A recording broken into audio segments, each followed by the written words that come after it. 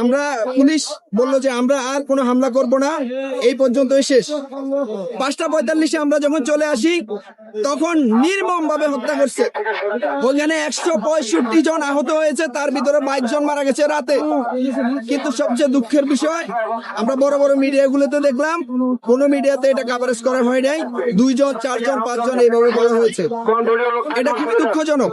সেই সময় তারা আবদ্ধ ছিল, প্রত্যেকটি মিডিয়া পরাধীন ছিল। এখন স্বাধীন মিডিয়া সত্য প্রকাশ করতে পারবে, সব সময় সত্য অবিচল, এটা নিয়ে তারা রাজপথে থাকবে। আমরাও রাজপথে থাকি সত্য প্রতিষ্ঠার জন্য। যেই গণহত্যা হয়েছে 5 তারিখে 2:30, 2:25 সবচেয়ে বড় গণহত্যা হয়েছে।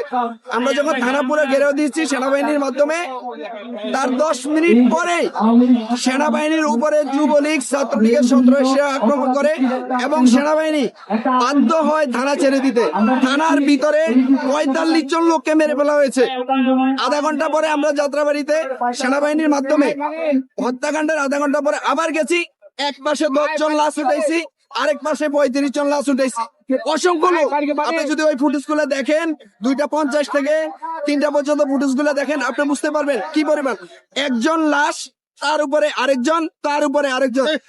সবচেয়ে বড় কষ্টের বিষয় হচ্ছে এই থানার ভিতরে যে লাশগুলো ছিল, এদেরকে টেনে টেনে থানার একবারে ভিতরে নিয়ে যাওয়া হয়েছে।